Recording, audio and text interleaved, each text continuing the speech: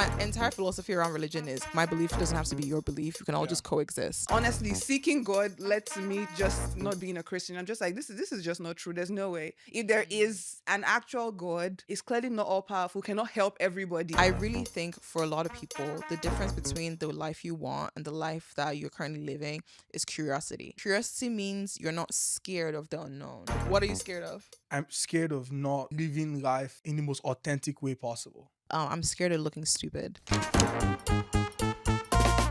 Welcome to Am I Too Loud, the podcast. Guys, if more people spent less time talking and more time doing, I think there will be a lot more successful people in this world. And that is a lesson that I'm taking for myself too. Welcome back to Am I Too Loud, the podcast with Sophie, aka the mother freaking Odditty. You will be watching this, I think, on the 17th. I think this is when this is coming out. And guys, it has been a whirlwind of a freaking year. I was just telling Donald, I was like, first of all, I'm going to introduce these people, right? I know you can see them, but focus on me first for 2 seconds, okay? I was just saying how this year has been nothing short of chaotic for me. And I was just like, guys, I don't think I can do this anymore. And they were like, what? And I was just like, life, like I'm so tired. I'm not tired in the myself way. I'm tired in the like, I just need a minute. I just need a freaking minute. I need to regroup. I need to retrain. I need some freaking time for me. And so this episode is so special to me because I think the person that we're bringing on to this episode is somebody who is in the best way, the most selfish person I know about their autonomy. And there's something about people finding their autonomy and not giving flying fudges about life and so much more that I know we're going to talk about in this episode, especially because I think one of my biggest struggles in life is people pleasing, living for other people, caring too much, being very nice or too nice. And then I love that this particular person who I'm going to introduce here is somebody who lives for herself and is so sure of who she is and what she wants. Like, it's really special. So this is going to be a fun conversation about life, growth, energy, everything and more, and just doing the damn thing. So before any further ado, I was going to say that. Any further ado. I've never said that before. I'm going to be introducing you today's guest. We're going to be having a really loud conversation about what it actually takes to build your dream life, not the internet version. And you know what's crazy? I think I have built, we'll get into this, guys. I think I've built my dream life, the internet version. I think this is the moment in life where I'm feeling like, oh, on paper, online, I think I've built my dream life. But in my reality, I think I'm struggling a lot with like the realness, the messiness, discipline-filled era of myself, like an identity shift moment too. I think this is all happening as I get closer to 30 as well. So there's a lot of introspection that I want to go into in the next couple of weeks, and I'm excited for this conversation. So we're going to be putting 2025 behind us for this episode and thinking about 2026. That's the era we're in. I also want to say that the episode you're going to see next is an episode we filmed before this episode. And I think that's, do we want to still do that? Or should we just like do this? No, we should do that one last. Yeah? Okay. So we're going to do that one. Are you sure? Just because like... Because we didn't really say anything like closing. 24th was going to be not enough time because this is giving like new year, new me. But some people Right. might not tap in. True. Okay. All right. So this is going to be us doing, this is exactly, keep this in. This is how we brainstorm our episodes, guys. Okay, anyway, so today on Am I Still at the Podcast, we have two very special guests in the building. I'm going to read because you guys know I've been very in my guest bag.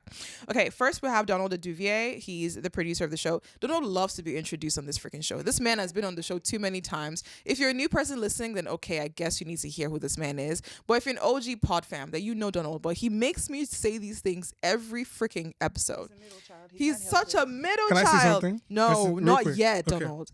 See what I I'll mean? come back. Donald Aduvie is the producer of the show, creative director, filmmaker. He's joining us on the couch today because I said we need the... First of all, I did not say this, but he wrote this. I'm going to read it out. Because I said we need the perspective of somebody who's actively building a dream life in real time. Oh, brother. When he nominated himself. He did. Oh. I'm telling you, this man is a strange man. admirable. Really? Yeah. I wouldn't think that would be the Anyways, okay, that's Donald, guys. So this is one of my really close friends as well. So shout out to Donald for just showing up and supporting me this past year. We have our beef all the time, but I have so much love for you, and I wouldn't be here without you. So I want to give you your flowers. So thank you, first of all. So you're welcome. I know it's tricky to say. Like, no, I know. You got it. I love you too. Ew. Wow. Okay. So, if you've been on the podcast, and this is somebody who I've mentioned in passing a few times, I wish we could do, if we had the capacity, we don't, to do like a little like montage of every time on the freaking podcast where I've said Donald's sister is the coolest, Donald's sister is amazing. I can't wait to bring her on the podcast. No And every pressure. idea, right? every time we yap, it's always like I always bring her up in some conversation, especially with Donald. So finally, before 2025 closes, we have the sister, I don't want to say your sister because that's not even your identity, but for the context of Am I Too Loud right now, we're introducing Donald's sister, but also Igho Eferere. Donald wrote this, so I'm just like, I'm scared to hear no, it. he actually did a good job. Okay. Oh, maybe his assistant wrote it. Well, I'm about to Okay. read No, it. I did. Liar. Okay, so a woman who is the literal definition of soft strength. Oh, that is adorable.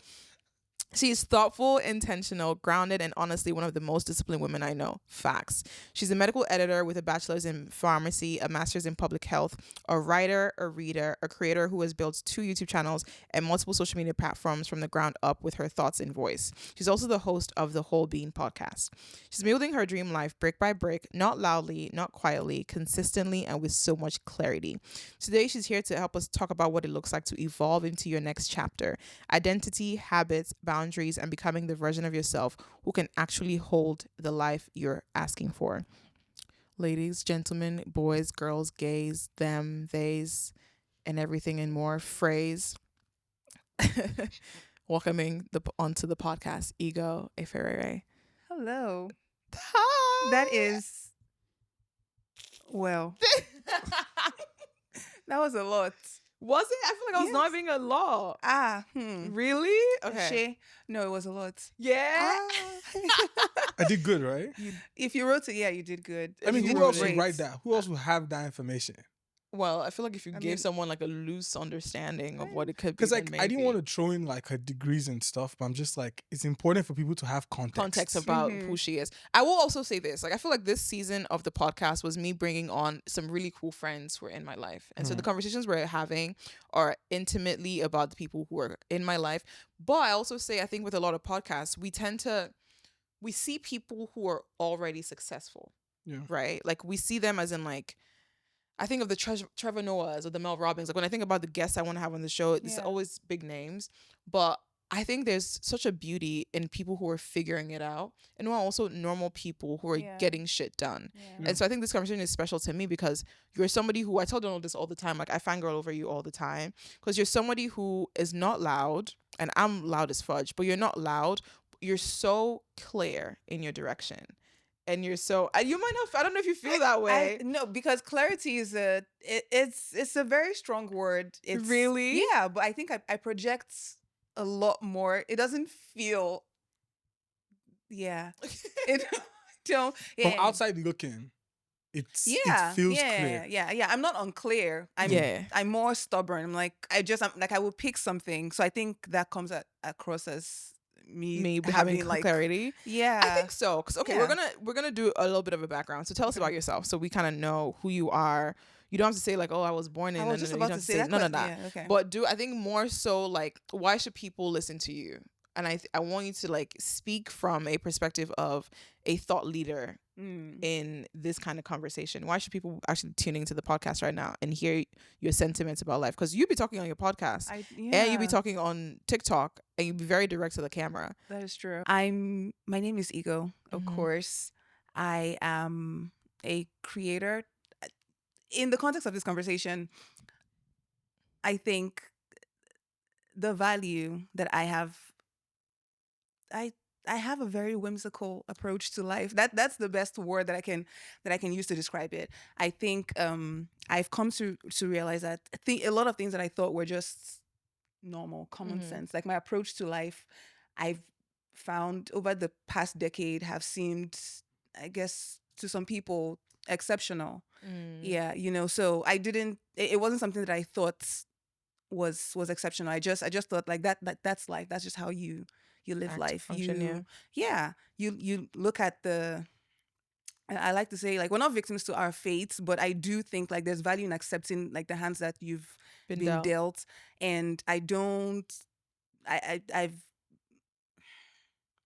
at some point I learned that it's a lot easier to walk up like the mountain of your life and like focus on the sides instead of the top. That sounds very like TED talky, No, but it's but true. yeah, it does make sense. And I for better or worse, I do want my overall life to be to have been easy, not to have been filled with easy moments, but I don't want to have struggled Mm. through like all my life because I was like resisting my own life so much, So yeah. So it just helps to focus on who I was and then figure out what my environment was going to look like based on who I was instead of like putting myself in environments and trying to like figure out what I want to be in that environment.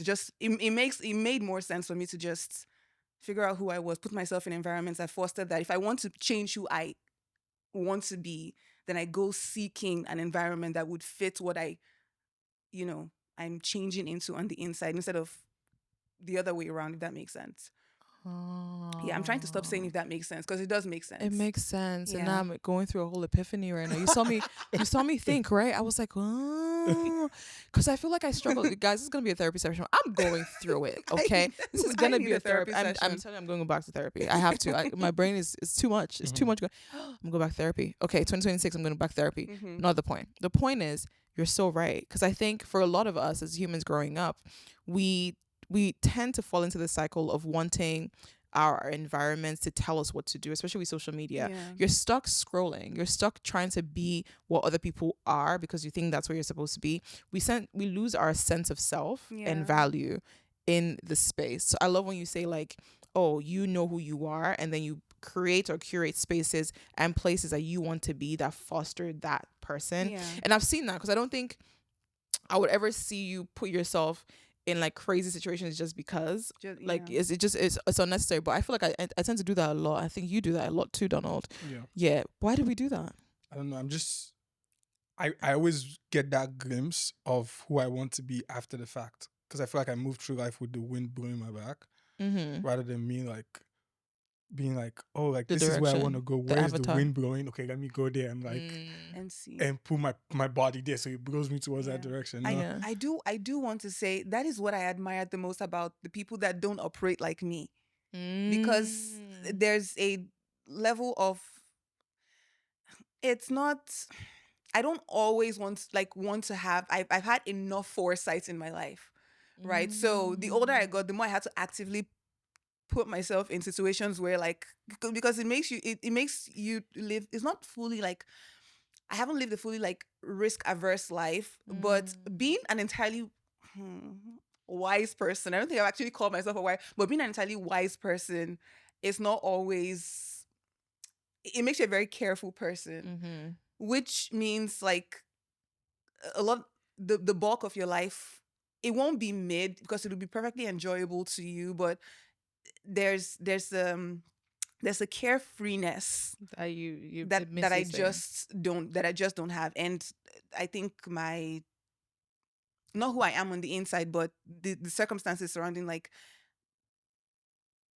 how where I was born, the position I was born into, all the circumstances, like my upbringing and all those things did not help. So it just I feel like it has made me a very careful person. So there isn't a lot of I'm like, oh, I too at some point I wish I could go crazy. But I'm just like I've seen why I shouldn't. I just yeah, but there's something to be said about like experiencing something and then learning what the experience is, because those have been like the best parts of learning for me are the things that I've learned after the fact. You know what's interesting? I feel like when you say that, I think about me and how I move through life because I feel like I'm very similar. I'm pretty self-aware. So I would be in situations where I know I was going to end, but because I know that doesn't mean I wouldn't take the chance. Yeah. maybe I'm testing fate. Maybe I'm just You're like doing it maybe for the plot. Some yeah. things, But there's so many things that I wish sometimes I just trusted my instinct and my gut to not go through with it. So there's a self-love component of it all that I think I appreciate and value about you, because in many ways there's a level of why would I put myself through that when I don't need to? Yeah. Versus for me, it's like, I'll just do it. Like, I don't Mhm. care. Oh, let me suffer. Like, oh, is it suffering? I can suffer. Like, I can handle it. It's like you move through it, like you also can defend yourself when you get hurt. Yeah, like I'm like, I can handle the can pain, so I handle- might as well yeah. go ahead. Rather than thinking, why should I have to handle the pain? Like, Yeah. why do I need to put myself through that? I think I can put myself through that as long as they're happy, as long as this thing is going on, Yeah. which is an interesting perspective too. Okay, so do we have the FYP thing? Yeah. Did you bring one for you too? No, it's just I knew you were for- gonna. Why? It's just You're for a her guest on the consistent- podcast. I'm the guest. I'm a guest. Ooh, I do have one. Exactly. So we're gonna be doing something called "This Came Up on My FYP." Hashtag "This Came Up on My FYP." I've not seen you guys put the hashtag in, so you guys have to put an hashtag in and show us what has come up on your FYP. Where I ask people about stuff on their FYP. Looking for your phone. Yeah. What's your phone? My phone? Is it on? It's on the thing. I think so. Yeah. There we Oh go. wait, it's behind you. Never mind. It's Okay. within the. It's green. There we go. Where we just share things that are currently happening on our FYP, and then we yap about it I scrolled a lot to find something. Find something exciting on my FYP. Really? I won't even No, but I want lie. to see normal though. I'm fine with anything. So what did you bring? What did you bring with you today? And we can do like one or two because I have a few too. I have two. Okay, let me see. Let's start with using while she's looking for hers. Okay. So I have two because I feel like these two videos describe my FYP. Oh God, Donald's FYP is crazy. We'll start with the one that I'll consider just like a gimmick, Okay. right? Okay, so it's this one. As a man, I one saw of the best tips that! I can give you is, depending if you can afford it, give your lady a budget allowance a month, right? I feel like I have low and high months, but now I'm getting to my higher months now. Last month business did, I'm just saying over 50K, but you should give your lady allowance. If you could afford 1K, 1K. If you could afford 2K, 2K. You could afford 3K a month, 3K, and that allowance should cover Okay. her nails. Okay. So he's saying that like you should give your girlfriend or your significant other like between like 1 to 5K a month, depending on if you can afford it. Mm-hmm. And I agree. You should. One of the reasons why I saved it because I was like, I want to make a video like this as a gimmick. Mm-hmm. That like I want to put this out into the internet to like join the conversation. Not because I can afford to do that right now, but if I could, I would. Okay. Okay. I think that what he's saying makes sense, but I think that people already do that. We just don't call it that. Right? Like when you're in a relationship or a partnership with someone, you guys kind of already spend money on each other monthly. Yeah. That maybe you're not outrightly saying you're spending money. Like I'm And you're thinking not like you're not that like you're anal not to think be you're like, not thinking about like, oh, I spent $1,000 on you this month. yeah. But I think for most healthy relationships, it's like if you buy groceries or if you go out and you see a teddy that they might like, or you see a drink they might like those things add up to where like Yeah. so a lot of people struggle then after some time because they're not cautious about it. But I imagine issues come up with a lot of relationships when they forget to care for their partner. So when last did you buy your partner flowers? When last did you go to the movies together?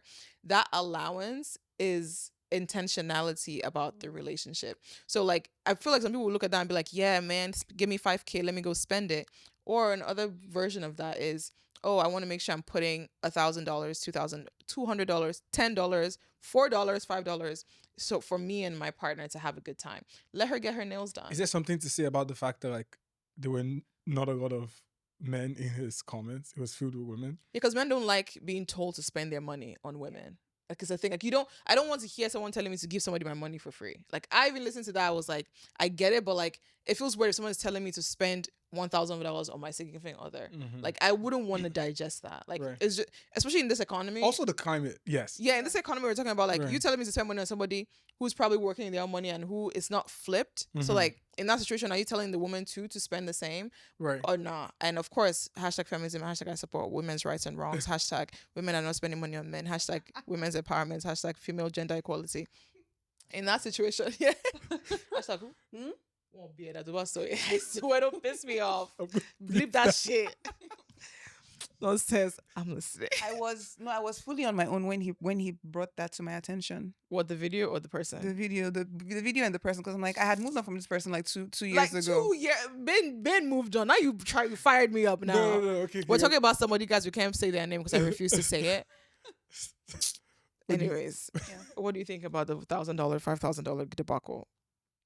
Oh, it makes absolutely the engagement makes sense. Yeah, it's it feels like rage bait because I feel like some. No, it is rage bait. Yeah, because someone But do is you going to think drag men it. should give women like $5,000 in? As per someone that month? rarely thinks about what men should and shouldn't do, I think men are already doing that. They just don't want to like be told that they're spending like lump sums of money. But yeah, what besides games and women, what do men spend their money on? Generally speaking, I'm sure there are like men who consider themselves to be outliers, but most men already spend a bulk of their income. Can you please say that again? The On- part where you on- said, besides on somebody women. who does not think about what men should and should not do, just for the soundbite, please. Oh, as someone that doesn't think of what men should or shouldn't do, it's not.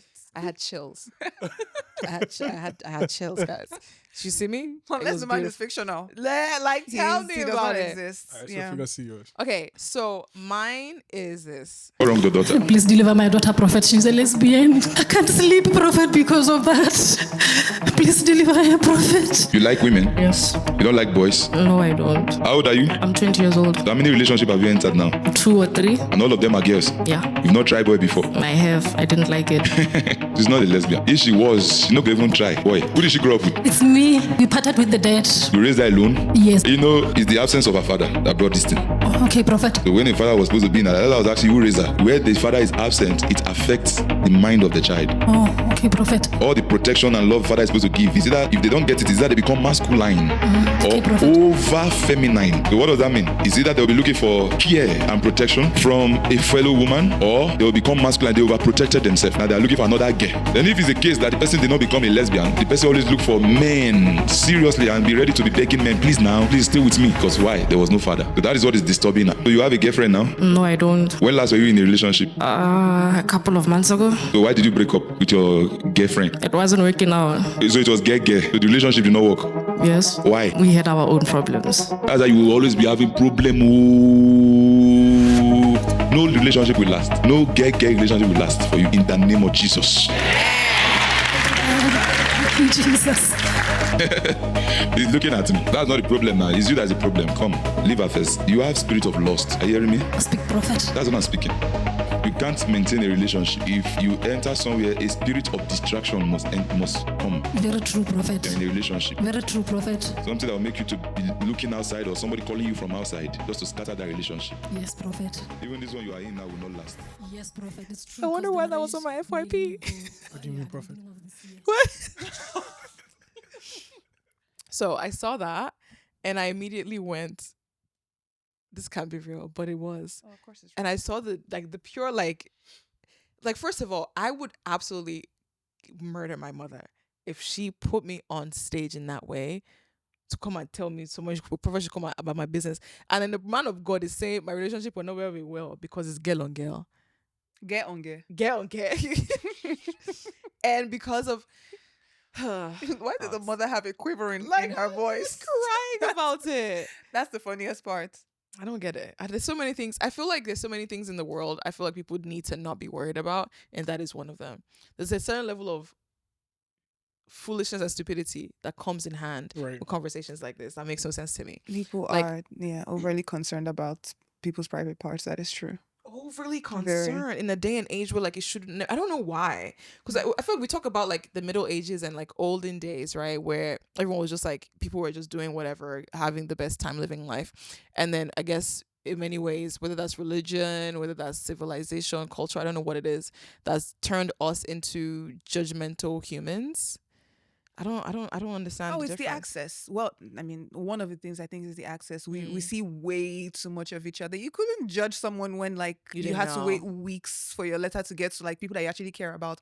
If you have to sit with a quill to write a letter to someone, you will have fewer comments to make, I'm sure. That's I mean, true. but those things were still happening, right? Like with that video, it's unfortunate that like that is people's ways of life, yeah. right? Like that's their culture. Like they're in a bubble, Yeah. and it's like we can't understand it because we're not in that bubble. But it's Yeah. like We're not in that bubble. Well, We're I mean, not. we're not living in that bubble, but the bubble like The bubble exists. exists Yeah, like no, adjacent yes, to us. Like, yes. But it's like yeah. we're we're far. Are we? Yes. Yeah, we are. I'm right sitting beside you. I'm not far. I mean, That's a very. My mother is definitely sending a imam right now. An imam in Nigeria is praying for me right now. As we Praying speak. for Okay, you. I think the word is shooted. We're shooted from. No, because I got a call today about it. Oh, okay. It's not far away. Mm. Like, so I think for a lot of conversations I have on the podcast, right?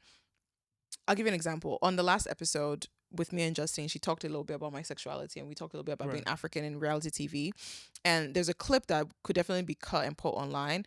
As I say this, I just know maybe somebody out there is going to cut this clip and go and post it.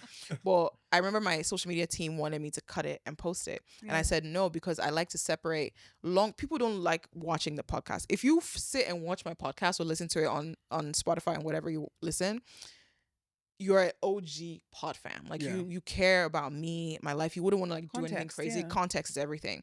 But if you watch a clip, you are very much not necessarily ingrained in my life, right? So I always worry that people can cut clips and then take that and run with it. So even when she reached out to me, she had a clip of me talking about like, oh yes, I am gay and my mom doesn't know about it, and it's still very much like nerve-wracking and blah blah blah.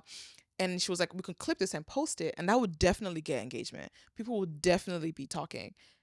I got scared. So this is not far. Like, it's very close. Like, I texted her and I said, no, I can't do that. Like, I can't post that. I see what you mean. Because first of all, I can confidently say that on here, but sitting down on the video and saying it directly, which I am doing right now, but having that clip cut to post it, is still for me so nerve-wracking and scary. And then thinking about the repercussions of it, which I don't necessarily always think about, because again, yeah, you're right. Like, I am in some level of a shield or a bubble, but I'm also this is still back not. to what we were talking about with how you live your life. Yeah, because Do you I'm see still it? very much cautious of everybody around Because she's me. cautious, but at the same time, you're still like doing it, throwing yourself into the Yeah, like fire. I'm in the fire 24/7. That's why I Yeah. say I'm Right. going crazy. I'm always in the fire. Like, the conversations we have on the podcast are stuff that like I know get me in trouble. Right. But the whole point of my mindset a lot is to get myself in trouble, but also like have these tough conversations, because humanity needs to learn that your way is not the highway. Like, there's Yeah. so many different opinions that we need to be able to digest and not judge people for. And this is an example of like Africans are just so hell bent on this particular rhetoric, because of course I think that's South African. I feel like that was South African. Yeah, it's somewhere south end. Yeah, South Africa. And like, to think about a young, like, that girl, right? Like, what is the repercussion of seeing that video has how many views? 70,000 likes, 2,000 plus comments. Mind you, South Africa, that's the only country in Africa that being gay is legal. And that's a pastor is still having a conversation. And there's people like to fear the unknown, right? So for them, it's like, oh, because her father wasn't around, so she's gay. And the people who have had loving parents who turn out gay, so that doesn't track. There's so many reasons why people would try to put you in a box or make you feel like you should have a reason for being different or being not the same as everybody else. But if there's so many people who are one thing, how are you being different if there's no difference, essentially? Anyways, rant over a little bit. Any thoughts before we go on to your video? About that? Yeah. I just, it feels familiar. I mean, I Yeah. guess like for us, it's not homosexuality, but I've ticked every box that you could possibly tick with the African parent in the African parent category, Yeah. except apparently finding a husband. So Which we'll talk about. there's always something. Yeah. Yeah. Okay, Donald. Oh, wait, no. Igho, you have to do yours now. Damn. I have neither a homophobic pastor or nor a rage beta. It's well, You know that there are cameras in this room. They know it too. I say it all the time. They just ignore it. Okay. I pray to God. I say that shit all the time. Every album, every Jesus And you song, don't every believe in album. a God at all. I believe that people need what they need to survive. But don't think there's a floating man with a blowout? No. Maybe a beaver, maybe an aardvark, maybe a body of water. Wow. Are there any white people you would invite to the I saw that clip. yeah. And I loved it because, first of all, like, he's such a match for Z-Way. And like she you could tell every time he spoke, she was just like, this is gonna be so good. This is gonna be so good. Yeah. But you're right. It leans into the conversation we had on the podcast the last time about organized religion being a scam. And when he It said is. like trust, like, that's what my entire philosophy around religion is. I enjoy that people have belief systems that hold them accountable. Like, if that's the case for you, like, I would always support. I'm always happy for you, but at the same time, like, my belief doesn't have to be your belief. You can all just coexist. Because I've had conversations with people. They're like, I'm like, wow, you really believe this? Yeah. Like, you're my friend. Like, I love you. Like, you really believe this. You're deep in it. And I think, like, even being close to home and, like, having a mom that has a church and all of that, it's like, I respect it. Yeah. Because, like, I can tell you and be like, oh my God, like, the God you serve is not real. I don't know. Yeah. Like, I actually don't know. Yeah. I mean, you're going all the way to mommy. I was deep in it. Like, I was full, like, nobody. This wasn't like, oh, I was going to church because of my parents. Like, I moved to a different country. I was fully, Really? yeah, No. Okay, Christian. so do you know that growing up, she was like if I was to describe her, I'd be like, oh, like, that's my Christian sister. Really? Yeah. What changed? She was in the choir and all of that. Yeah. Like, and more, well, not more. You can't win an award for being a Christian, although I know some Christians have tried, but I've read the Deuterocanonical Bibles, like the Bible that has more books than the actual Bible. Like Songs of Solomon. So what changed? At some point, I actually wanted to control my life. So while I understand where you're coming from, as someone that has actually lived it, there's a lot of, like, not having control and seeking comfort in someone that you think has control over your life. But when you actually, like, you look at yourself in the mirror, I said I've never, nothing, like, the more I grew to understand what love was, the closer I got to God, the less Christian I became. It was like this, like, inversely proportional graph where, honestly, seeking God led to me just not being a Christian. I'm just like, this is just not true. There's no way. If there is an actual God, and I've said it before, he's not all powerful. Like, I'm comfortable with having a God that is clearly not all powerful, cannot help everybody. But, like, the cognitive dissonance at some point, like, my brain, my heart, my mind, everything just couldn't. And I spent way more energy. A lot of my life was, like, trying to present myself as, like, these three things combined. But when, like, I fully accepted myself, like, fully imperfect, which, like, there are lots of, like, if there are good Christian churches that teach you a smooth way to do that, like live that life and then integrate yourself in the world, that aren't like that pastor or mommy. But but those churches are, like, far and few in between. And even those churches, like, if you stay long enough, it's still going. It's like it's like being Tom Cruise in Scientology, right? Because everyone is not getting the Tom Cruise treatment. But if you're an elite employee, you have an entirely different Christian experience than other people. You definitely helped, because I feel like when I was younger, I used to go crazy, right? Because I lived in a house where it was me, you, like, even before. For context, so Igho is the eldest sister, right? Yes. Donald is the middle child, and you have two more siblings. I'm not the middle child. You are the middle child. I'm the second born. Okay. You're a middle child. Second Donald is the middle child, and then he has another sister. How far are you from your next? 6 years. 6 years. How far are both of you? 4. Okay, so that was pretty spread out. Yeah. And then I'm last 15. ahead. Okay, you're the middle child. Yeah. But 15 and 6, and I'm middle. yeah, because you got comfortable, and then they did something against you, and then you got comfortable, and you got. What did I do? I didn't do anything. You got comfortable, like you thought they were done, and they weren't, and they did again, and you were like, we all did. We thought they were. Yeah. Like, imagine both of you living, and then 6 years later, someone comes again, like, bro, relax, and then 15. 18 for me. That's like I you was like, yeah. So I can imagine. I brought that up because, like, for you guys to give context about what their relationship looks like. She's an elder sibling, and elder sisters also have to deal with the law. And it's 2 boys and 2 girls. So she's one of one girl, and then one of a boy. Yeah. Go ahead, please. Context. No, yes, very important. I think it was. Because I noticed, because I went to a Christian school, Christian secondary school, Christian university. But I remember being in the house, and, like, you would, like, everything, she would co-sign everything that, like, my mom would do. Not, like, directly. Like, when the pastor will come to the house, like, on Christmas Day or New Year's, and they're praying and doing all their shabba-ba-ba-ba, I was could that never co-signing? I was... No, because you were partaking in it as a child. But for me, it's like, I was always looking at everybody like I want to go back to bed. Like, what's going on? So it was so refreshing. And this sounds like, I might sound like a devil, right? To someone listening, but it was so refreshing when I saw her, like, make certain choices. Mm-hmm. First of all, like depart and like choose her own Path, way, yeah. but at the same time, you know, within that, like decide to like, you know what, like not saying like she didn't necessarily we didn't have a conversation about like, oh, I don't believe in this, but I just saw you just kind of like drift away from it. That was healing for me because it was like, okay, I'm not crazy. Like, Yeah. you know, I'm not crazy. It's like, Yeah. like we can see, Wow. and especially for someone like her who like I look to make a lot of like decisions, right? Mhm. Like education wise, I think that was one thing that like we definitely were not on the same page, but like because like it's like it's still okay, right? It's You like were Yeah. waiting for me if to you enter my believe- heathen era. I wasn't waiting. so I that, was, so, 'cause so I that was you could okay with relate, it. Yeah. relate to me. Like I don't hate my mom. I love my mom, you know? Sure. And my mom is Yeah. Christian. What do you mean sure? No, yeah, but Oh, this is you know what I mean? But it's like Yeah. I don't, Yeah. but it was interesting. But like where did that like happen for you? Where did what happen? Like the change. But for me, the change happened gradually. I think with my temperament, it could only have happened gradually. It wouldn't have.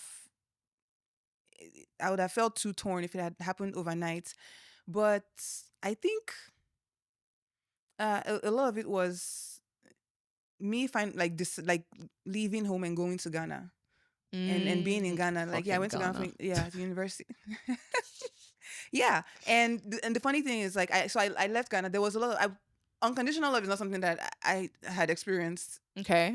in Nigeria. So in the church, because as much as they try to convince you that the love of God is unconditional, not in the church. It's Yeah. actually not. There are Yeah. many conditions. Yeah. If you read the fine print, that is not so fine. But in going to Ghana, I got introduced to like a new set of like, so it was a different kind of Christianity, and actually like got to feel what I don't want to not like say it's not love, because I don't have that relationship anymore, because somehow as I moved into the next phase of my life, like coming here and getting to know myself again, like in my 20s, I could no longer, like I had to leave those people kind of behind and lose that community to when I finally decided to not be a Christian. But there was like, but I evolved from this weird give everything that you are to God, like let him think, feel, and do everything for you, into a more like, oh, you have some agency in your life. And I started questioning things in church, and it was the questioning, I think it was the non-answers to the questioning. I think that was the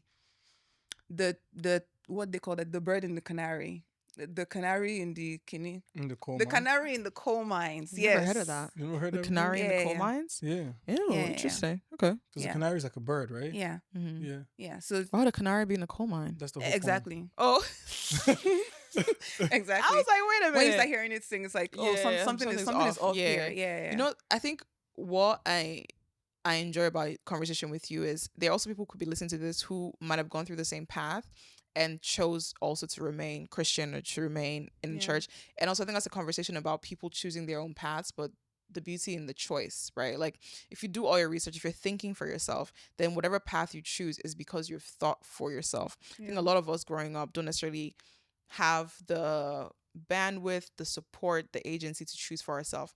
So do you think we're able to choose for ourselves because we moved away, because we weren't in the thick of it, because like I think for me, a lot of my agency comes from the fact that I wasn't around, like physically around things that would either hold me back or have me not go too far in my questioning. Yeah. Right? Because then that's where the shielding comes into play too. And finding success and growth is never in your hometown. It's never in Yeah. your home country. Like it's just Right, it's right. not like that. Like you have to constantly think and ask the right questions to feel like you can move past something. Yeah. So I think you guys think that's a huge factor, and I think why we think the way we do. I think on some level it might be a chicken and egg thing. I think there's something about the call of the wild that calls to certain people that are willing to answer the call. It takes a lot of courage. Yeah. And courage is a very like underrated thing, because like, you know, like love is very like front and center, and like It kindness is and underrated. yeah, but Yeah. like you need That hit courage. home.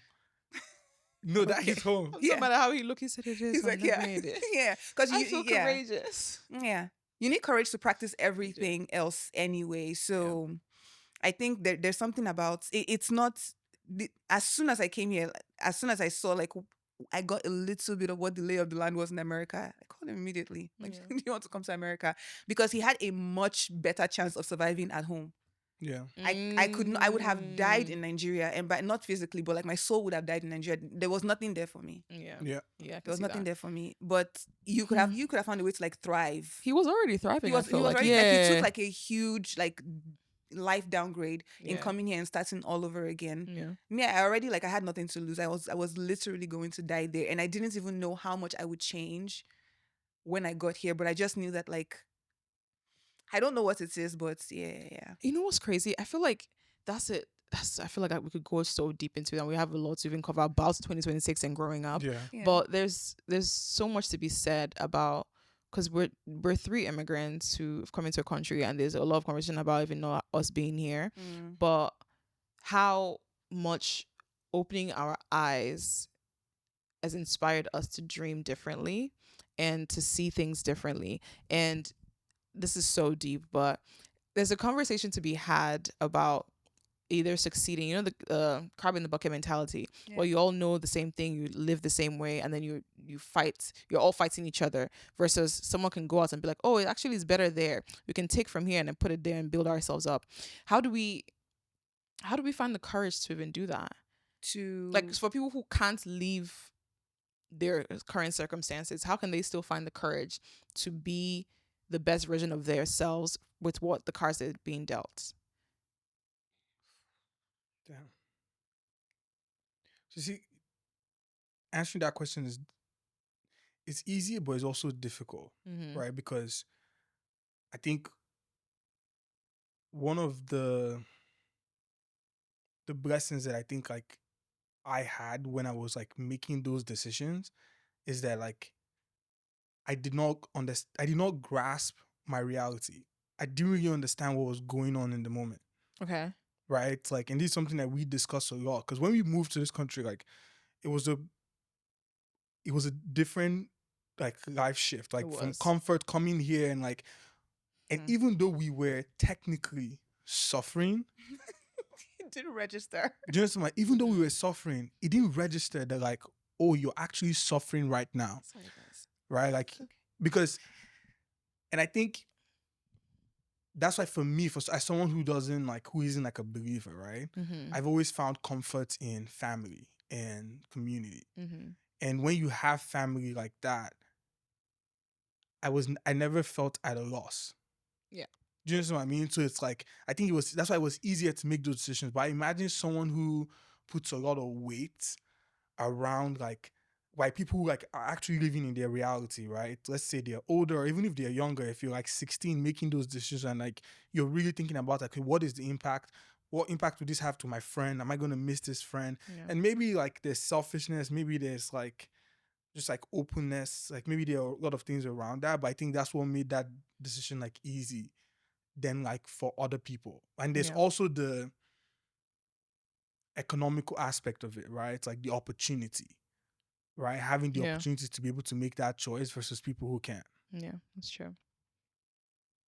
I think for people that are back home, I don't want to like say what I'm going to say and make it sound like I believe that people are predestined to be brave enough to follow their path or not be brave at all, because you know, because like you said, there are circumstances that lead to, sorry guys, so that lead to like people choosing all the paths that they choose, being aware, being hungry for knowledge, or like, you know, not to mention like being brought up in the kind of home where we were fortunate enough to be neglected in a way that made us inquisitive. Yes. Okay. So like I always say, like everybody, but not realize that we're neglected. Yes, anyone who knows me in real life knows that like I've been watching TV since I have been born. My dad like used to pay for. We used to joke about it. He used to pay for like the full DSTV bouquet, and you don't know how much value there is in having access to the full DSTV bouquet until you go out in Lagos and you talk to people that don't have that access, and you're talking about certain things that you've seen on TV in different parts of the world, and they're like So it's a form of education that like isn't counted as education, but it puts like a hunger in your soul where like the child just knows that like they are meant for more. It's ingrained in them because they just know that like what they're seeing is real life, but it's like it's one small part of, they know that like that's not all life was. So I'm not going to use myself as an example. I'll use like some of the friends that Nigerian friends that grew up in Ibadan. And I just said Ibadan, like Ibadan is like some village, but they grew up in. No, but yeah, for the most part, compared to like most big cities, there's a different like Ibadan now is growing, but like Ibadan is not Lagos in any way, or even Abuja. Yeah, but friends like like my friend Aisha, the friends that I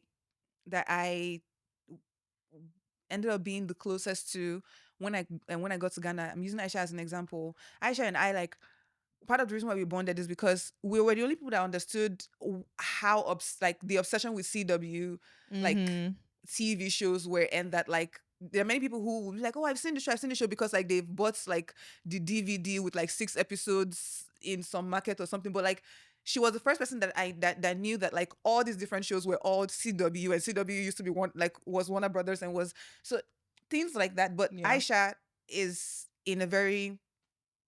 When I finally reconnected with her last year, it was not shocking to me that she's a full feminist. Yeah, it was not shocking to me that like I think she's in Belgium now. It was not shocking that like at some point like Nigeria just wasn't. She was like, no, I have to go. There's a hungry, but a lot of it is upbringing. But there's a very small percentage of people who just have it in them, like they have the hunger. I'm not one of those people. I think I'm very suggestible, and if I was born under very different circumstances, I wouldn't have known that I was missing out on an entirely different life, I don't think. Oh, interesting. I feel like I can see that too, because when you talk about like following your mom and being Christian and then reading away, I really think for a lot of people the difference between the life you want and the life that you're currently living is curiosity. I don't think a lot of people are curious enough, because curiosity means you're not scared of the unknown. Yes. And to control people, you have to be scared of the unknown. Like that's how the world works. Like gay people are scary, trans people are scary, atheist is scary, Russia is scary, China is scary, Nigeria is scary, South Africa is scary, like Burkina Faso is scary, Congo is scary, Palestine is scary, Israel is scary. Like it's all scary. It's all scary. And so if you're in your own bubble, then you can't go past that, because for you it's like, why would I go somewhere that could potentially burn me when I'm safe here?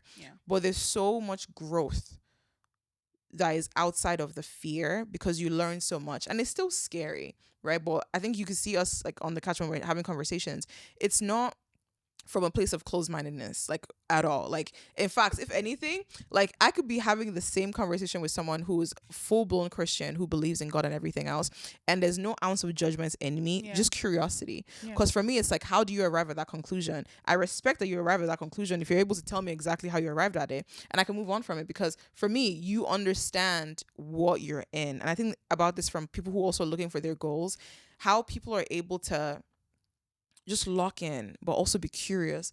It's something that it can't be taught. I think that's what the conversation of like, you have to sort of be born with it, but it can be taught, but it could be learned. It could be fostered. Yes.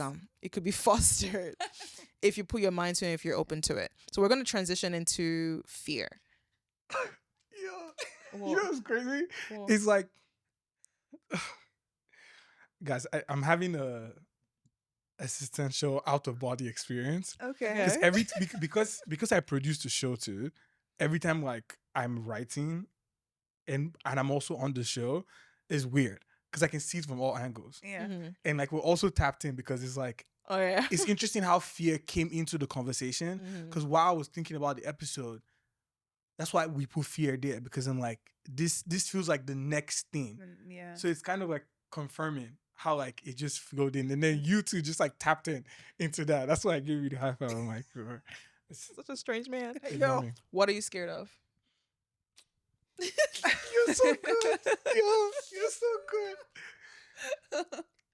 I think it's the director in me too, right? It's what like, are you scared of? You scared of? I'm trying to ignore the question. No, like, what am I scared of? Okay. I used to be scared of not making it. Okay. What is making it? I want to talk about that. What is making it? Yeah, like for me, when I was younger, I would say sub 23, it was becoming a millionaire, Okay. Becoming a Specific. millionaire in dollars, Mhm. right? Specific. Owning a home, being able to travel to anywhere I want to go, Okay. being able to provide for my family, all of that. Having like a movie do really well, right? It's like globally in cinemas, and just becoming someone who is like respected for like his art. Yeah. But also like I wanted that to happen at 25.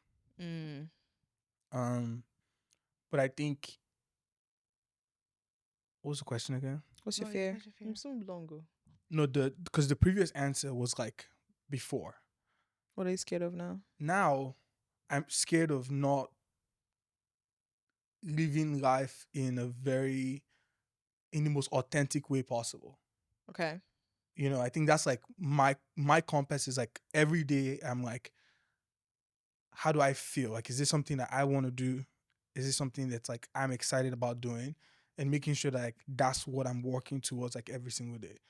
Versus having like any other like those metrics that I had before when I was younger. I think that's like the difference. So I'm afraid of that.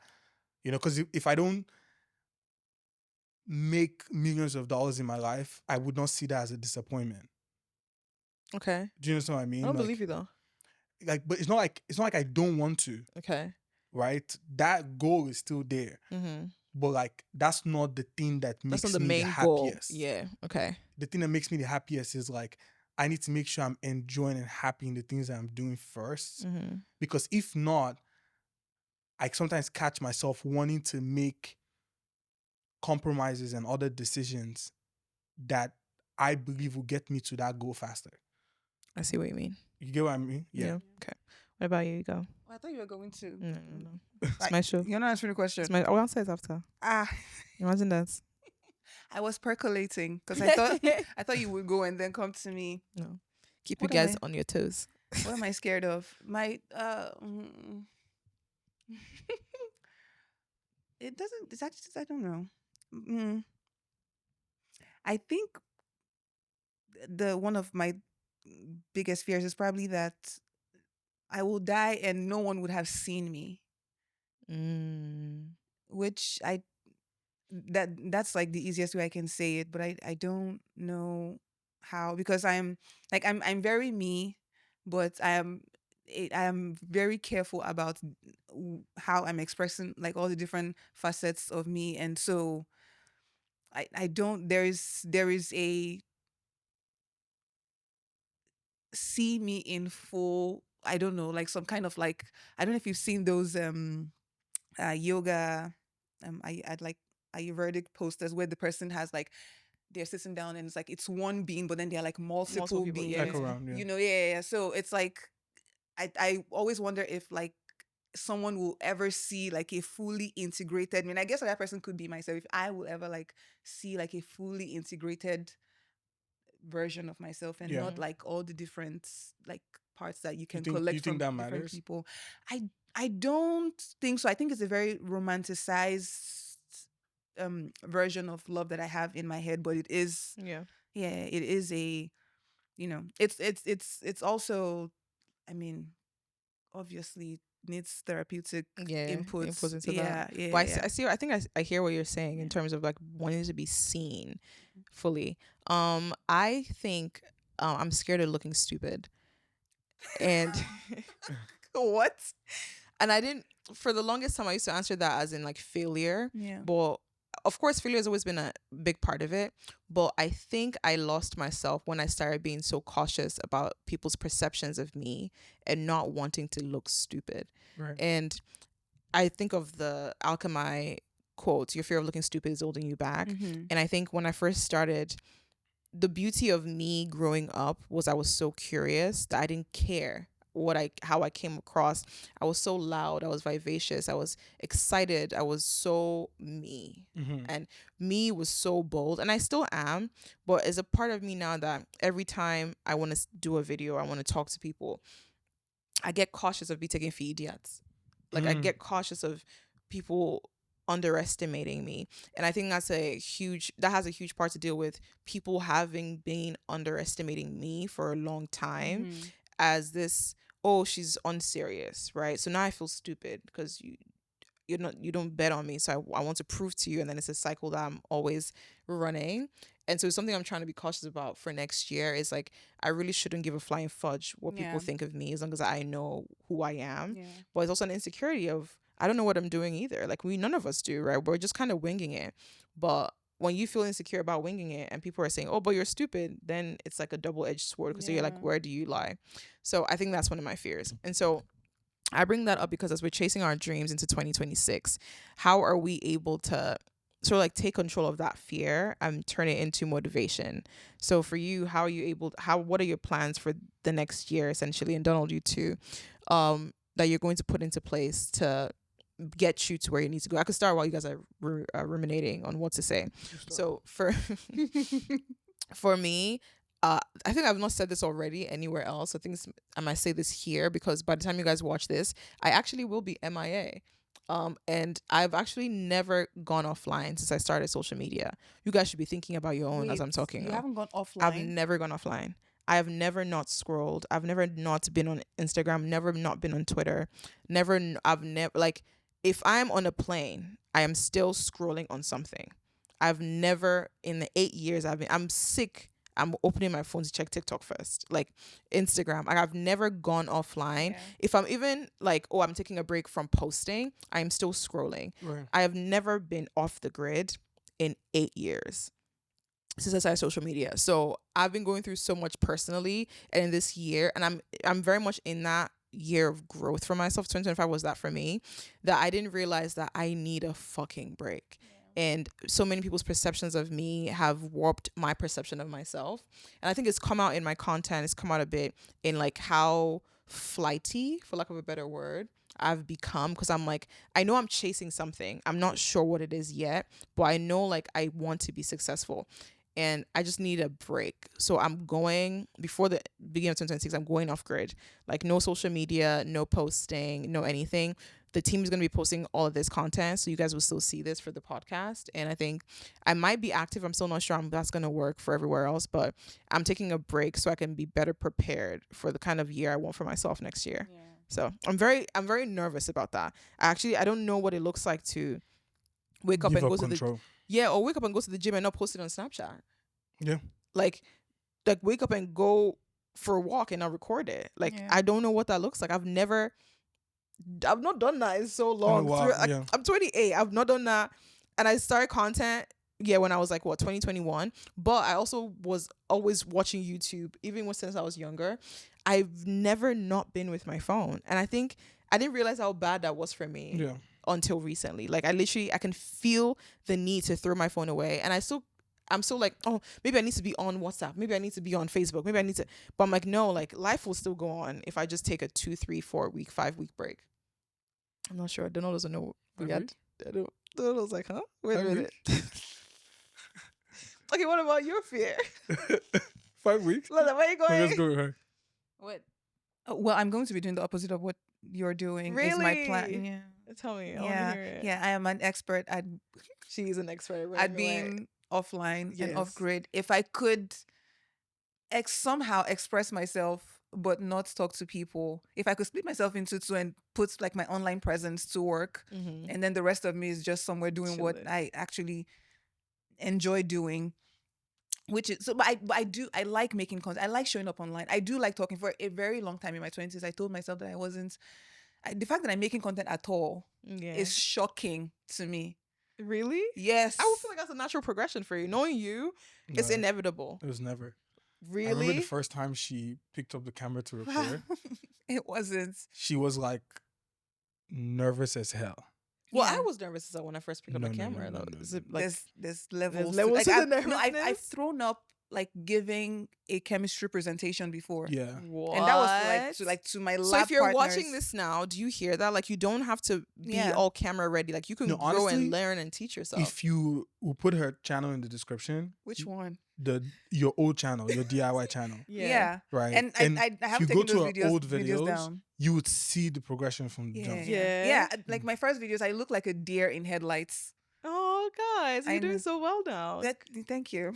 Congrats. Shoot. But yeah. Period. It's I think that's why like when I tell people to, like whatever advice I'm giving in any of my videos, I'm like I really mean it. Yeah. I really like I have used the notebooks, I've used cue cards, I've had him stand in front of me and To like help you do it. Yeah. So for next year now, you're going to do more posting, more active. I'm going to post more. I'm going to try to be more on the go. Mm-hmm. And I mean I won't record myself while I'm exercising because I don't.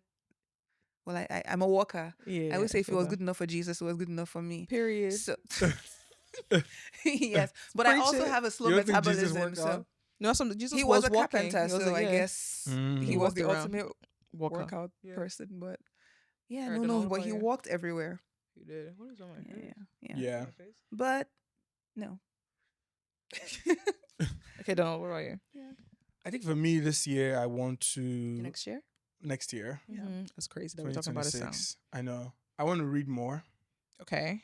Yeah, I want to read more. I think but I want to read because I feel like I'm a sucker for education and I consume a lot of videos, Give it to me. right? And I want to read more. I want to read more because I feel like there's a lot more there. I have a lot of thoughts that I'm not able to put together, right? And finding specific books and philosophers and psychologists,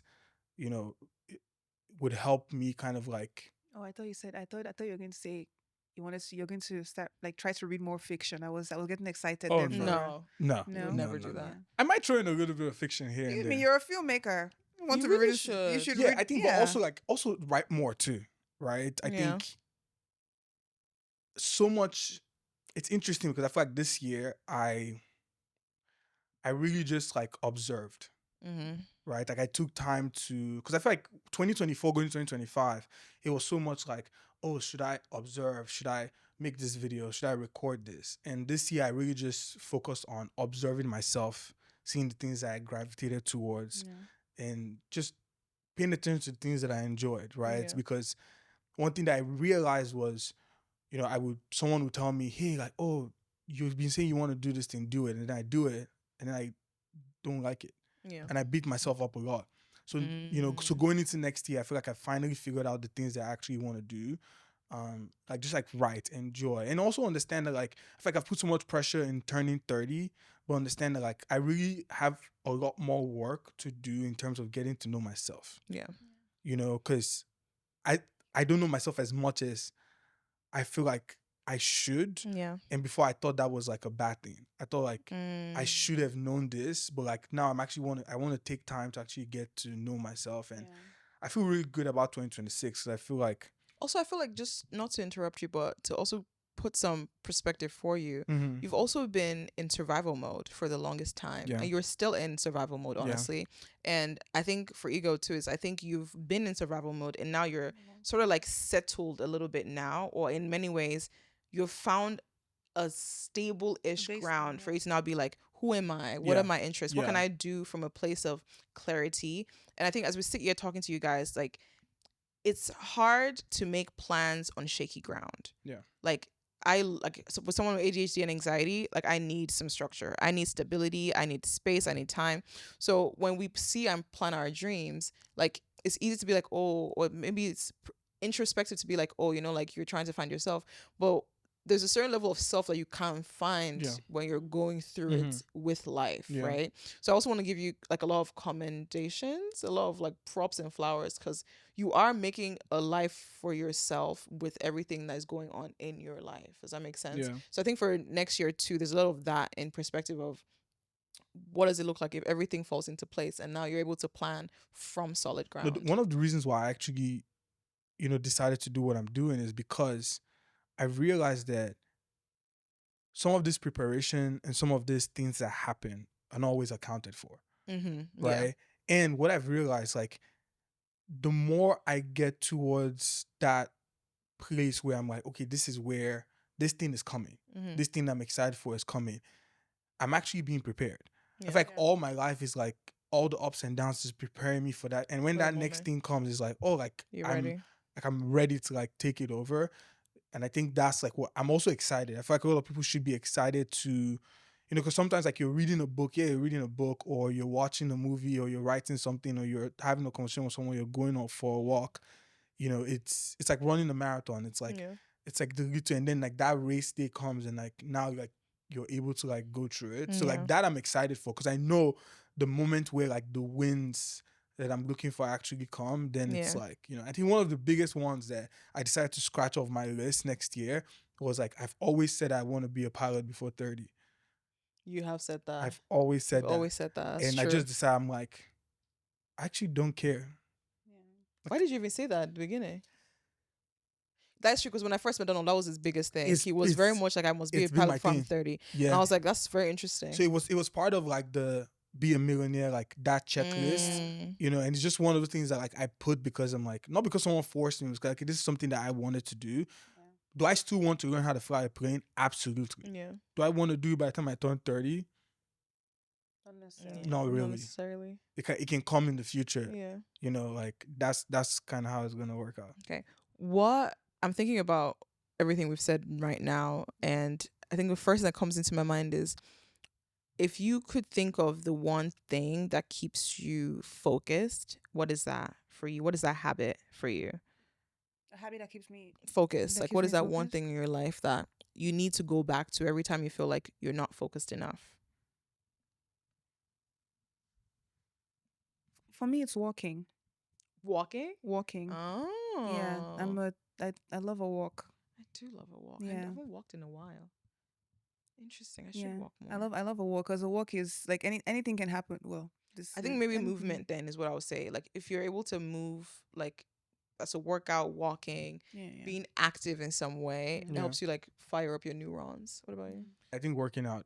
I think I used to lean on running a lot, Mm-hmm. but because of the weather is cold right now, It's freezing. yeah, I haven't ran. I've ran twice in like the past month. Yeah, What? but I've been going to the gym a lot. You have. Yeah, I've been reading on the Stairmaster. That's been helping. Reading while yeah. The first time you told me you were doing that sounds, because reading to me is such a It's so beautiful. It- Why would, well, why would you mess it up like that? yeah. I'm You're just not so messing it up because like no, I'm not. It's not I'm not saying really- you're messing it up for Right. yourself. I'm just saying reading is So sacred. So this is the thing soft. is like, if I'm reading on the couch, I find it hard to focus, right? But if I'm on the Stairmaster for an hour, I can easily just be flipping through pages. God, I have Yeah. ADHD. It's like I'm God. I'm standing I there. need I'm just drugs. like I'm like flipping through it. Yeah. wait. Do you also find it difficult to? Yeah, but that happens when I'm sitting, when I'm standing, when I'm walking, Yeah. when I'm doing things simultaneously. Like, I need a break, guys. Yeah. I'm so Mm. sorry. Maybe yeah, it's so interesting. Anyway, Yeah. sorry. Mhm. Go ahead. No, but I think fitness. Yeah. I love if I saw a video actually that said that if you have ADHD Mm-hmm. and you don't work out, Mm-hmm. how are you living? I don't know how true that I saw is. that. So you Yeah, sent that because to me. there's a It's lot of pent-up bullshit. energy. Like you need to like I you need to haven't like worked out. move your body. You are right. My life feels like it goes to shit when I don't work out. Yeah. Wait, don't do me like that. I'm Because also losing weight. I don't want to lose every more. time you work out, if you I'm so pay clear. attention, I'm you're so, in the I'm in a different when you have a world. routine and like When I you're have a working routine, out. that's true. Yeah. Okay. Ooh, that's a good segue then. Okay, so tell me what your daily routine is for like peak dream life. So I have this thing on my calendar that I do that is called my ideal schedule. What's Mhm. going on? He's amazed because you're so locked in. It's like you're in his brain or No, something. it's just like, do you cram the material? No, I'm just good at what I do. Why you are shocked? Like, No, I'm not shocked. Mind you, he says this every time we do No, an no, no, episode. no. I know why. For this episode, because she has a lot going on. Oh, I Yeah. didn't actually like go through the notes. Yes, but she's not as tapped in as we would Mm. have synced before. But So you know what's crazy? I feel like that's why I guess so. I'm so I'm proud of myself. Let me just say that because I don't worry because I know I can handle it. There's certain episodes that maybe I can feel like I'm not ready for it, but I already knew I wanted her on the podcast. Right. So for me, like I knew even if I saw the notes, I was able to like segue into certain things because I knew what I wanted to ask and say, and the notes just always help. Yeah. There's certain conversations that like I know I always while I'm recording I'll be like, I don't like this, and I'll delete it because I didn't know where I was going with it. Right. But this one I have an idea, so I think that's why I just segue. And there's a lot of things I've been skipping already too. That I'm just like, like I don't want to say this. I don't want to talk about this. I don't want to talk about that. Anyways, to like segue, let's all like we can take a minute to just think about it. What is like your ideal schedule? Like, and it's something that I want to take into 2026 that helped me. So on my calendar, I have something called my ideal work schedule, my ideal life schedule. It has like the ideal time I want to wake up, the ideal time I want to work out, the ideal time I want to eat, take my meetings. So what is that for you? What are the things that habits, practices, things that you want to prioritize in your life that you think will get you to the fullest version of yourself that you want for the next year? Well, the things that are working, I'm not going to touch. Okay. Which is what is working is waking up as early as I can so I can read as much as I can. What time do you wake up? Like 6:30. Okay. But I don't get out of bed until like 7:30-ish. Okay. So the book is like it's beside me. It's the last thing before I go to bed. So you don't touch your phone? No, I don't. And usually the book, like the book I'm currently reading right now, it's an EPUB, so it's on my iPad. But the iPad does not have social media on it. Okay. Well, YouTube is social media, but I don't go on YouTube for fun. Yeah. So that I think is working. So I'm not touching that. The time I wake up, I'm not touching that. I think it's trying to fit in the other things that I want to do into my morning schedule. Things like, I don't know if you look at a lot of my TikTok videos, they're recorded at night. But sometimes it's like that's when the wisdom of the day has dropped.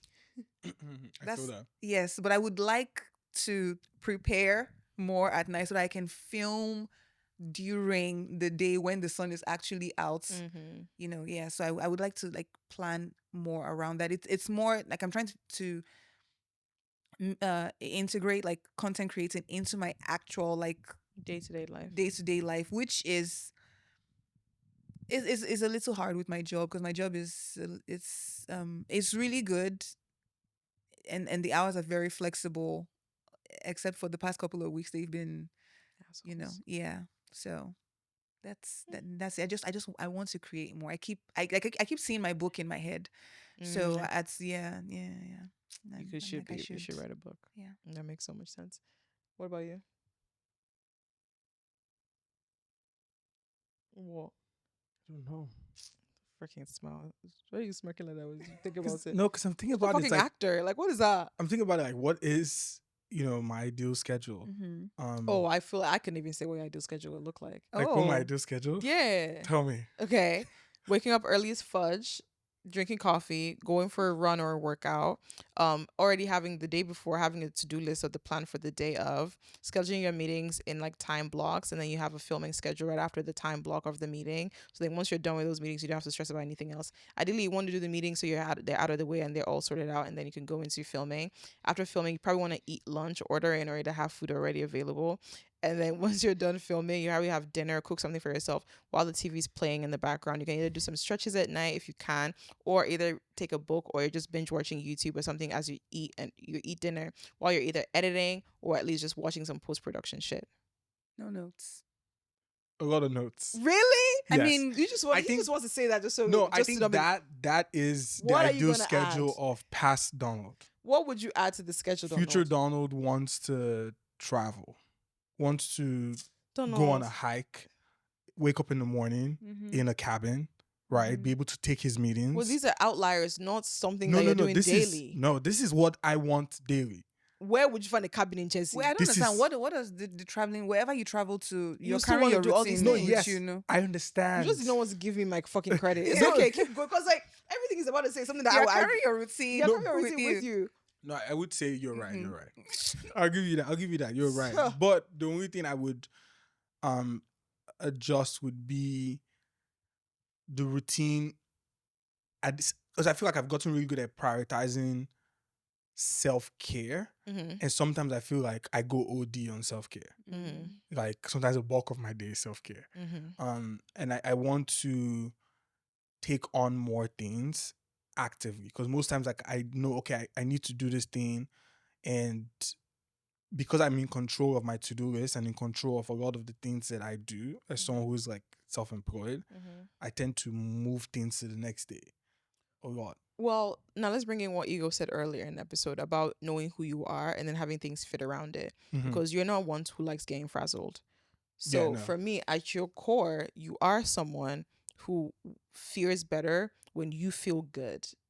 This is true. So I can't imagine as a Donald who is having to do more things with self-care not being the priority. This is true. So I think for me, maybe then the advice would be flipped, and where it's like continue, maybe the way you speak about it would then be different, because maybe you are the self-care person whose priority is that, and work is just an addition to your priority being your health and your mental well-being.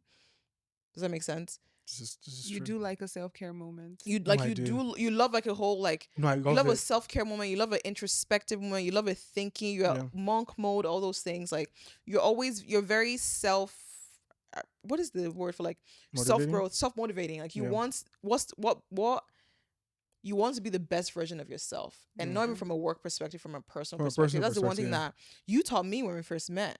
Like you were Donald was very like, I started running because of you. I Yeah. started even trying to eat better because of you. I started doing a lot of things because for me, I was just like, nothing else care. I don't care. Like life can go on. But I had zero idea how to take care of myself. And now to see a man doing the self-caring, and I'm looking at myself like, Sophie, you need to step it up. Yeah. Like you need to actually Because don't you practice some feel of so that. good? Like No. after a very. good like 30-minute yoga session, Very. I'm like, oh my No, God. I cannot relate to any of this. It's like, because sometimes when you're working, you can feel that like slight tension in your back, right? And I feel like a lot of people would wait for, but let's say a lot of people wait for the tension to build up over multiple days. But it's like a good yoga session, Yeah. like turn on your heater to like 80 degrees, right? So it's like blowing into you. That hot yoga, that's going to be a you thing. Mm-hmm. That's, you keep trying to like make it a thing. It's not gonna be a thing. It'll But- never be fetch. Oh, you guys crazy. As a grown Like, man, I think more- 6'11", God forbid. 6'7". No, but I think more people should try to, I love taking care of myself. You do. Right? I think like I feel so good like working out, listening to a good musical. Yeah. Like, and sometimes it's annoying because I feel like I do it alone, Mm-hmm. right? And You do. sometimes I feel like I could exist in the world if there was nobody around, Mm-hmm. you know? And that's scary because I find it difficult bringing new people into like my life now Mm-hmm. because of all the different components and the things that like I would rather go to the gym alone in the night than like go out to dinner with friends. That is true. Do you know what I mean? Like I'll Yeah. prioritize that because unless it's like a special occasion, That's not a bad thing, though. it's not. Is But that like something you want to do? I would say yes. Really? Yeah. You don't give that at all. You don't look like someone who wants to hang out with friends. Oh no! I meant the other thing. Oh, that's what I say. No, I meant the other thing. I meant like being in the gym. Like I would love to have friends Ooh, who come would and come into the gym, See how we who would both go on a run. My immediate one was, okay, I why thought- would I want to do that when I No. could come to the dinner? No, because like I don't know. It's just fun. I wouldn't say running is fun. It's fun. It's fun for you. Yes, I love that for you. Let me see. I think for me, one thing I'm learning for the both of you is, again, is this word of when people talk about English. When I say the word selfish, it tends to have a bad connotation. But I promise you, I really need to be selfish. And I think for you to find growth in life, there's a level of selfishness you need to achieve those goals. And I tend to give too much to other people and not focus on me. So an ideal schedule in my life would be things that bring me back to myself. So when I wake up in the morning, I actually want to journal and think with my brain first. I want to go to the gym and take care of my body first. I want to take care of I want to do my skincare. I actually want to do a routine. I know I have me thinking about how I can capture this for a TikTok or how I can capture this for friends, or I can be on the FaceTime. Because then I'm on FaceTime with a friend who's telling me their problems, and now their problems are my problems, and it's not even 8 a.m. yet. Right. And then after that, I go into meetings, and it's what people need from me. And I don't think anyone ever asked me, how are you? Like, what do you need? How can I help? And I can support. Of course, I'm being very general. People have already asked me that. But there's certain, it's not as important to people because I'm the friend who's always okay. Right. I'm the friend who's always doing well. And because of that, I tend to not be selfish enough. So I think an ideal year for me next year would be thorough selfishness. I'm telling you guys, I'm gonna call Donald out real quick. So today, right? When we came downstairs to pick me up, Donald didn't have a jacket on, which makes perfect sense. I'm not dragging Donald, I promise. He didn't have a jacket on, so he wasn't going to come all the way to the door outside to grab me or whatever, because you didn't have a jacket on, you're going to be cold. Right. I would go outside in the cold, sit down on the stairs, freeze my ass off because somebody's coming to give me something. Right. That's just what I would do. I would literally put myself in harm's way just because. And it doesn't occur to me to preserve myself first. Right. So when I walked in, I was so mad at you, but I wasn't really, because I was like, why did you come to the door? And you were like, oh, because I don't have a jacket on. And it made sense. Like, I was like, duh, like, he literally is in the sleeveless. Why would he come outside in the freezing weather when I have a jacket on? But it didn't occur to me that you should make sure you were good first. But on the flip side with that, one of the reasons why I stood there is because you've come to my house like since you got back like 3 times now, and we've always met at that and place. And you're gonna wait to so see. that's kind of the way my brain works. Is like, oh, this is where we meet. So I'm just going. I'm gonna make sure like I'm there until she sees me. Do you understand what I mean? Interesting. Yeah. Life. Okay. Human All right, beings. guys. Human beings for real. Okay, so what we're gonna do now is we're going to some like life advice, sort of like worst advice, dream life thing, and we're gonna see like what this statement, how true is it, how can we relate to this, how can we not? Okay. I'll give you an example. So one of the first ones is follow your heart, the rest will work out. Is that good advice? Is that bad advice? Follow your heart, the rest will work out. I think it depends on what your heart is telling you to do. I don't think you should always follow your heart. Same. As someone who believes in the heart. Why'd you smile like that? No, because I've been told that I don't give off a romantic vibe, even though I keep proclaiming to the world that I'm a huge. I love love. Yeah. But for some reason, because I don't practice love in the way you don't love blindly and you don't love stupidly, because there's a difference. Because that's insane. I think it's good advice. You know why? Like, follow your heart, the rest will work out. Like, if you feel like that's something you want to do, accept the consequences.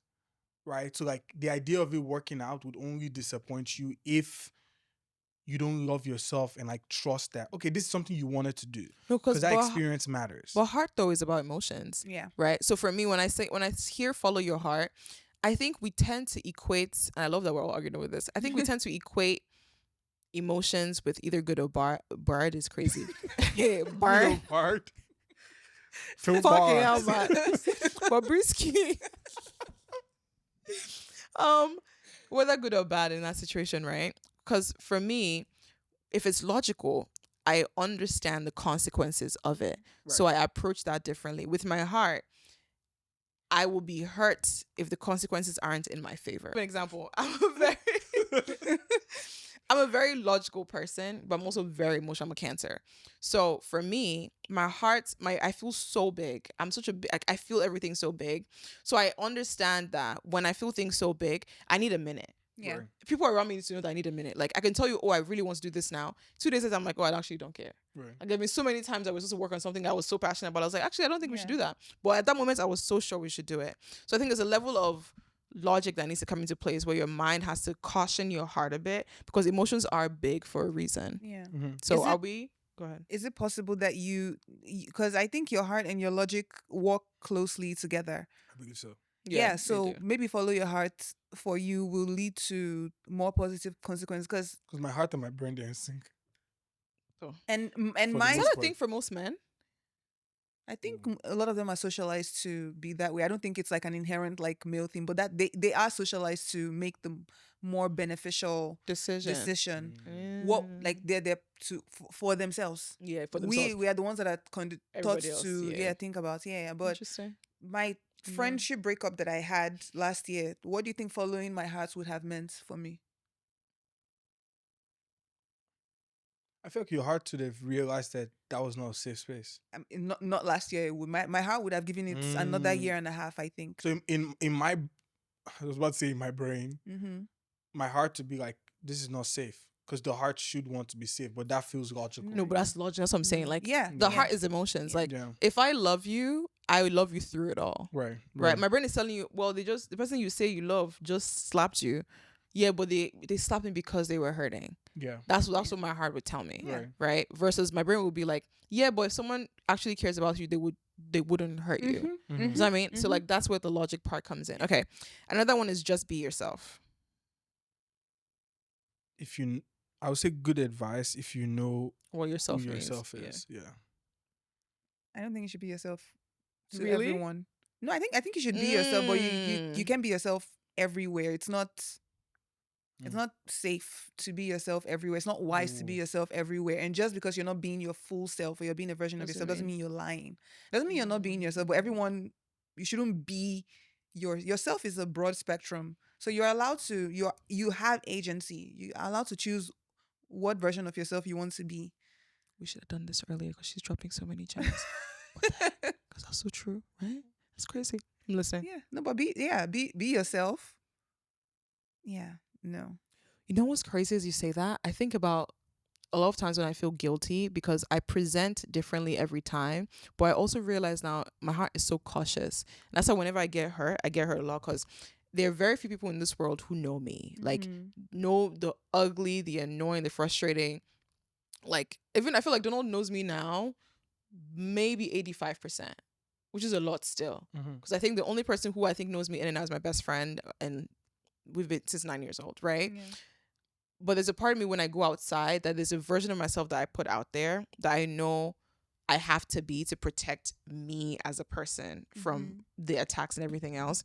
And I like that for the most part. It's not inauthentic. This is true. It's simply like, because I think with social, you hear this, be authentic, be yourself, and you think you have to fully present every facet of you, but we forget that human beings are multidimensional, and we're also very multifaceted. So the version of yourself the version of myself that shows up at work is different from the version of myself that shows up with my friends. It's different from the version of myself that shows up at events or in my own personal life. But as long as at the core, you know who you are, I think life is much better from that. I like that. This is a lot I'm taking in, guys, because 2026, Sophie's about to be on some shit. Okay. If it's meant for you, it would happen effortlessly. No. Can I tell you guys something? Elsa Majimbo once said something that stuck with me. She said, bad people also win. Yeah.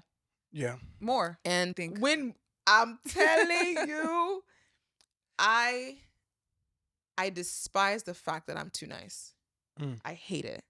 If there's something I hate about myself, I hate is a strong word, is the fact that I am too nice. You're about to turn 30 to a lot of it will drop. I'm telling you, I'm waiting at the freaking door for it to stop, because a lot of the things that have hit me in my past is when I see someone who wasn't good to me or good at all win, it fucks with my head a lot. Like, because I sit there and I'm like, how can the universe reward you for being this way? And why am I not in a certain way getting, not necessarily rewarded for my niceness, but how am I suffering because you stepped on me to get somewhere? Right? And I see that a lot, even like family situations, personal life, romantic relationships, where people who do you dirty win. And when I see a lot of young women, especially, like they're down bad, they lose themselves, is because of that thinking of how can I be so good? Yeah. And somebody who was so bad to me is doing so well. It fucks with you so much. So yes, for that, no, if it's meant for you, it will happen effortlessly. Yes, but there's also a lot of strategy, a lot of work that goes into play. Like, I was a person who would say, I'm manifesting this is going to happen. And I realized that there's a level of strategy that needs to happen to get the life you need or you want for yourself. Yeah. And I don't think I focused enough on that part.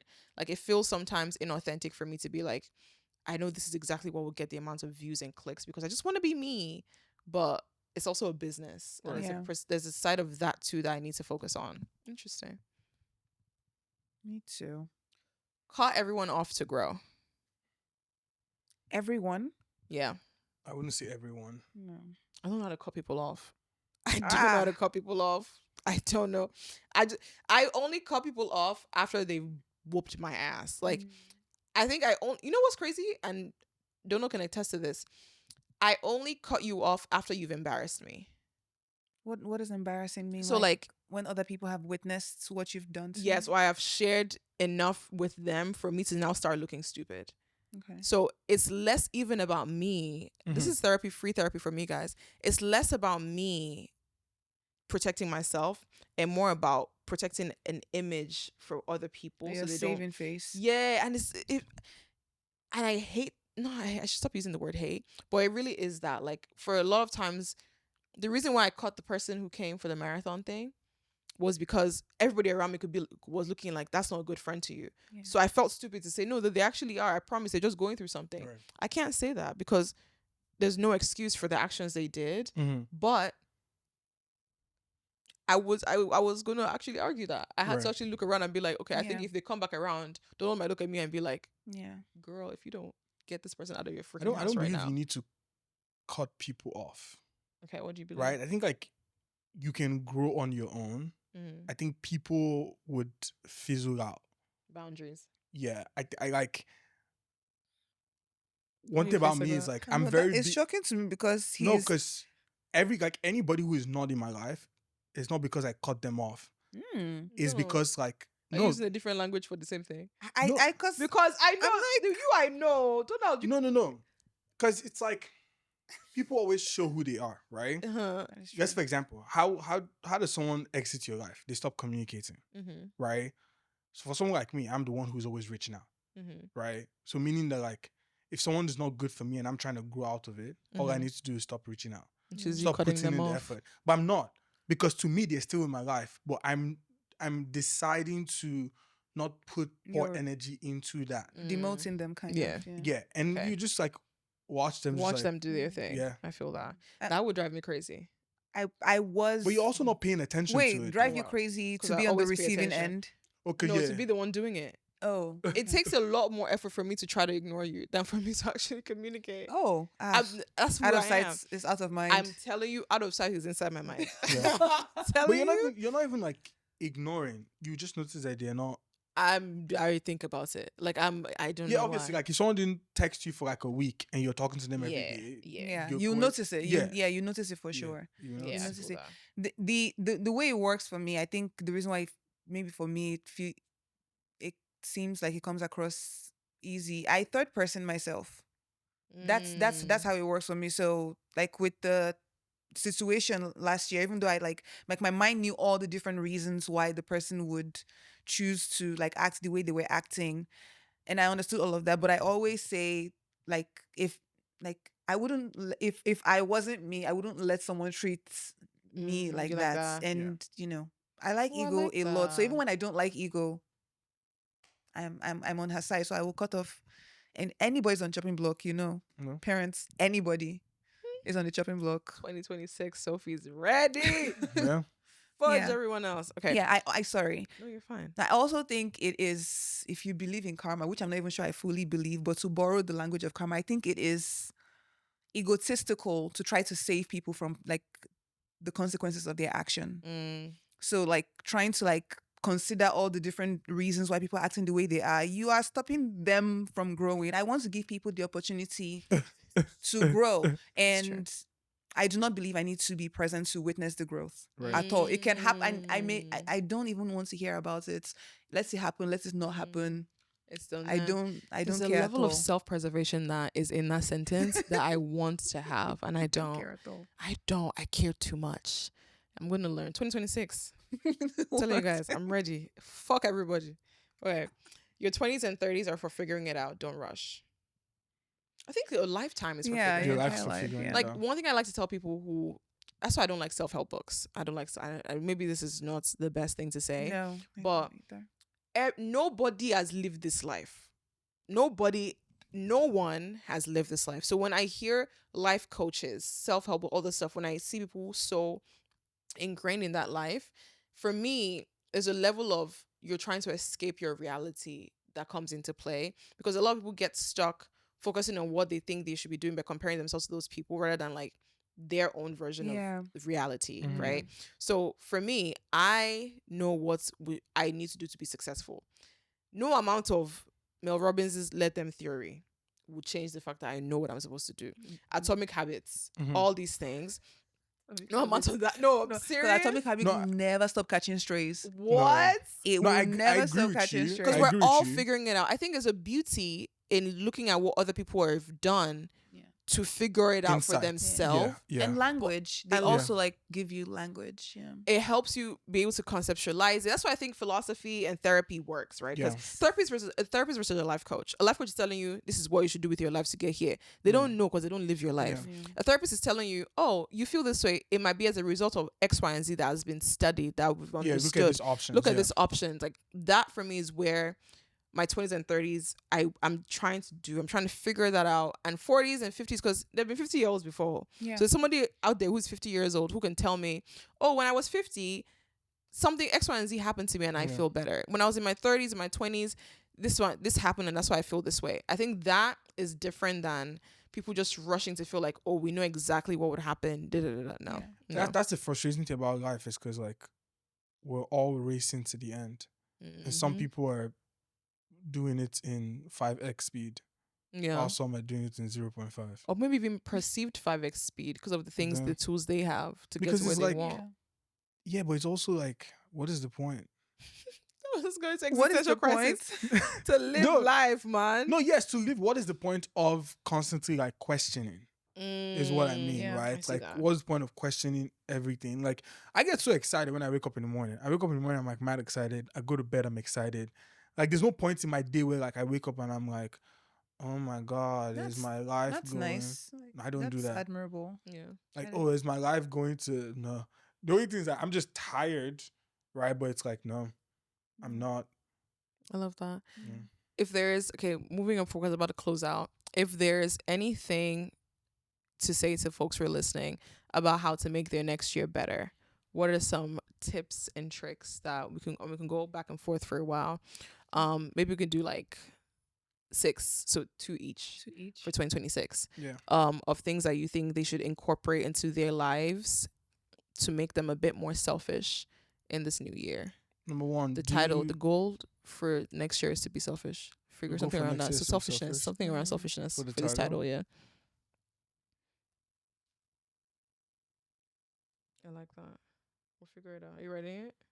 yes.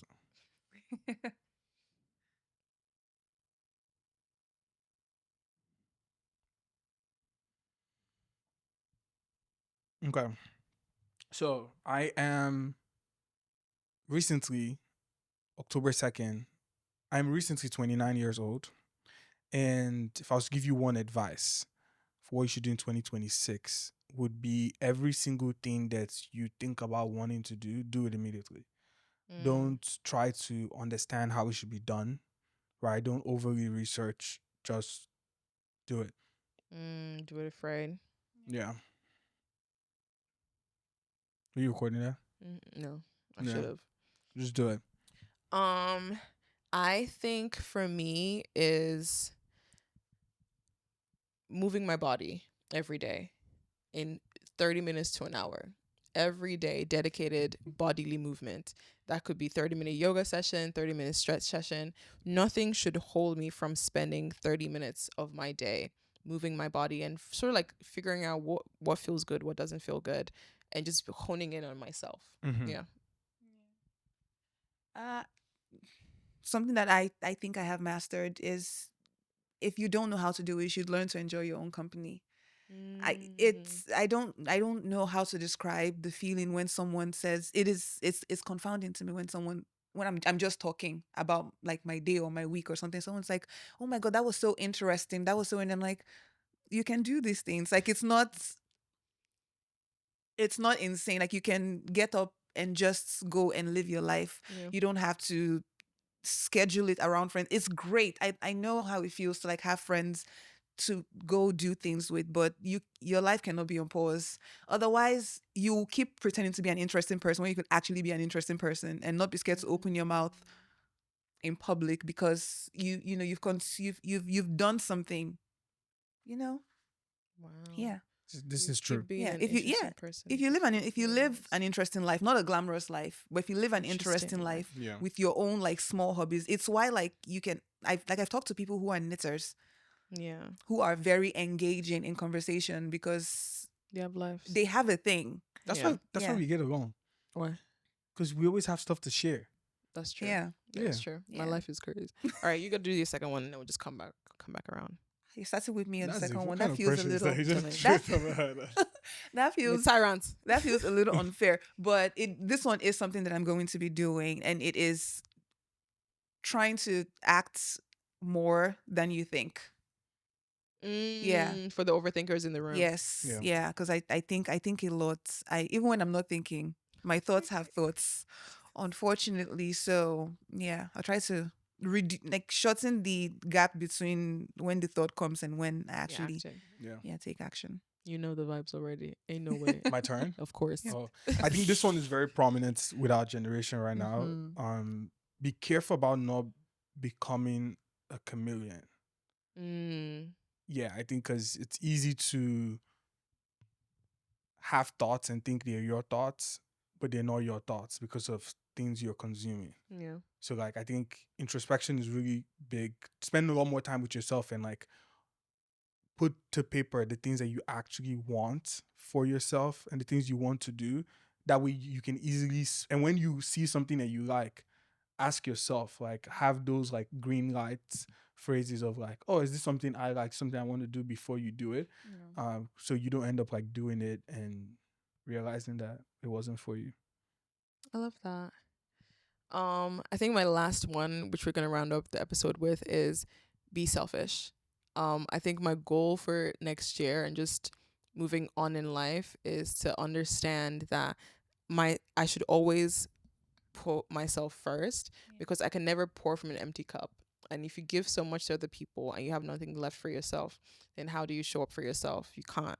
And I can see that now when I feel like so burnt out and so exhausted and so tired, it's because there's actually nothing left for Sophie to keep. Like Sophie has literally, figuratively, everything, giving it all away for other people's well-being. And I think is a part of me now that is really, really excited to see that energy switched around for me. So what would my life look like if I simply poured into just myself? Yeah. I think that's why I really wanted to sort of close out the year with having Igho on the podcast and also Donald here, because you're two of the most intentional people about your well-being that I know, like close knit. Should I tell you why? Why? And I'll try to speak for both of us, but I'll speak for myself. I think we come from a family that's like, we really are like all we have, and we've had to learn that like as big as the world is, there's only like us. You know, I don't know if that makes sense. No, like explain that better.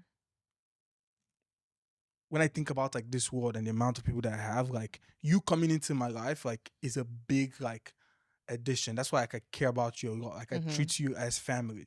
And like I think growing up, like we have a lot of extended family, a lot of people that we've encountered, right? But it's like I can count on her. Like I know that she has my back. Do you understand what I mean? And it's not like it's selfish, but it's like knowing that like, oh no, like I have this. It makes the world. I don't need to search for something that like I already have. Do you understand what I mean? It's like, so it's like organically when I met you, like our relationship, you know, that's why I could relate, because like I saw all the things that like I'm like, oh, Sophie wants family, and most times I didn't get it because I was still growing, right? But like it took time. I'm like, oh, like my arms are like open like this is because we have that like within the family, and it's very small. Yeah. Yeah. You know, it's interesting. I think we can unpack this so much in another episode. But someone said to me recently that I became really close with a family over the summer and over the past couple of months, and they said, oh, like, you look like you're just roaming around searching for family. And for context, if you don't know, my mom is a single mom, and then my brother and I, like, we are just two. My brother's 10 years older than me, and he and my mom are really, really close. And my dad was nowhere to be found. Like, all I knew is, like, he left and he came to visit one time, maybe when I was 4, and then he never came back, and he had like 8 kids from other people. So he had a whole family that he was apparently the most present father for. Then my mom had my brother, and she was the most present mom for. I'm not saying she wasn't present for me, but there's a certain level of survival that I had to have, where I was constantly seeking that if I only did this well, I would get some of that love. Yeah. If I only behaved this way. So I've spent so much of my younger life trying to be noticed in a way of, hey, maybe if I work really, really hard, I'm deserving of love, which is deep now that I think about it. That says a lot about me. Okay, well, 2026 is my year. But I think I enjoy that because I can also see how dependent you guys are on each other, but also how you have each other's backs. And you also let each other grow. I was actually going to say, like, I agree, but I think it's the opposite. I think the reason why we're so Really? close is because I know from the bottom of my heart that if I'm not here, he's fine. Yeah, he's fine. I think it's the reason why I like you. That's also why I feel like your younger sister Tega too is the same way. Yes. Like, I know she'll be alright. Yeah. It's the reason why I like you. Like, every single friend that I've, like, is because I know, like, because when you're in the presence of someone who just enjoys your presence, it takes all the pressure off of you. It takes all the pressure off of you. You can actually just, like, enjoy the presence. Everything else is additional. We were talking about bell hooks on Sunday, and she says if she's one of, like, the biggest pioneers of love, but in her book All About Love, if like you can't be a fully, like, functioning, participating member of the community that you say you love if you do not give that love to yourself. If the community cannot exist outside of you, then it's not love. It's some weird parasitic, sometimes symbiotic, sometimes relationship that is, but if you want to be loved, then because my siblings are the most, like, unconditional relationships that, now, as to whether or not that, like, I can receive unconditional love, that's between me, my therapist, and a God. Right. But I love them unconditionally, and I know for a fact that, like, them existing outside of me is what makes that possible. Otherwise, my natural inclination is to run. I do not stick around because I know what I know what, like, a person latching on feels like. Yeah. I know it very, very well, so I don't stick around for it. I think you're the first person who taught me that, like, how to, like, accept people and just, like, see them. And I think you said something about, like, we said it earlier in the episode, like, you don't know who you are for real. You don't know if you ever show, when you were describing the yoga thing with the, and I think for me, the relationship that we built, that I've also, like, moved into, like, other relationships too, is that, like, I actually don't care what version of you, like, I see you and I see whatever version it is, and I think that's kind of, like, how, so, like, I think that's what I mean, like, by the open arms. I think with you too, right? Like, I can't wait. Your selfish era is going to be I think it's going to be nice. I think, like, I understand the selfish thing that you've been talking about doing in 2026, but one thing I want to say to you is that, like, I hope you know that, like, I see you, right? And, like, the people that care about you actually see you. No, for real though, because like, I think family is important, and I joke about this with Nat, because Nat's always, like, she's always telling me that, oh, like, you care about people so much, you're always, like, helping people. I'm like, I understand why you don't get it, right? Because, like, maybe it might be, like, the immigrant side of things, right? But it's like, when, like, you're able to exist with people and you just, like, see them, not because, like, you have expectations, not because you know exactly what they're going to do, or you know exactly how to help them, because that is a learning curve, right? But just knowing that, like, oh, this person, like, I see you, I'm here for you, we can figure it out, whatever that looks like. But it's also complicated, right? It's complicated because, like, people are growing, people are learning new things, and, like, I feel like those are the best relationships, right? Because it's like, because there's some people who probably see their siblings and be like, oh, I believe in God. You don't believe in God. Now you're the devil. You're not no longer there. You know, but it's like, because people should be allowed to change. People should be allowed to like navigate whatever they want. So like you saying, oh, you're going to be selfish. There's no part in my brain that is like, why is this person saying they're going to be selfish? Like, you know what I mean? Like that's the journey that like you want to go on, and it's like you have to want to be a part of like people's journeys, like regardless of like what they're doing. But I hope you know that though. I appreciate it. That's it. Thanks, Donald. No, I appreciate it. I think for me, I think one takeaway I want you guys to take out of this episode is, as you can't become someone new without shedding a version of yourself from the past or learning from that version of yourself. And I hope you took some lessons from this episode and from this conversation. I know it might have felt like you were, I don't know, maybe I'm just in my head. It might have felt like you were literally watching an episode of people catching up, but we actually have we've not done this. I know they talk individually. We do talk. But like, I've always known what conversations with you would be like, and it makes sense. You know what I mean? So I'm excited that we got to have this conversation, especially right before the new year. Thank you for having me. Of course. Guys, your dream life isn't going to be built in a year. I know that. It's like micro decisions you'd make, identity shifts, discipline that I think no one else has to see. And I hope today's conversation sort of like reminds you that you can reinvent yourself, but it requires a level of honesty, clarity, and courage that a lot of us might be sort of like missing. So I'm gonna do a fun game before we actually end for real. If you want to reinvent yourself right now, right? What is something about you that you want to change that people watching would have not guessed? Don't start with me. Oh, don't start with you. Yeah, don't start with me. What would I change about myself? I thought I would have or a long reinvent. list. Reinvent. I think I would. Oh, like, does this include like going back in time? It's like a temporal change. No. It's like moving forward. Moving forward. Damn. No, because I don't want to say nothing, because that would mean that like I'm fine. But there are many things that I can't pick one thing about myself that I would change. You have to pick one. I would want a bigger ass, I guess. You know what's crazy? What? No. She says this a lot. Really? What? I say that all the time too. I want a bum bum so bad. Yeah. So I would want random. if I could. Yo, You I'm know? not sure anybody listening. I did not expect you're that. like, that's not what's coming all. on. I did not expect that. Okay. Yeah. Igho wants to reinvent a bigger Yeah. ass.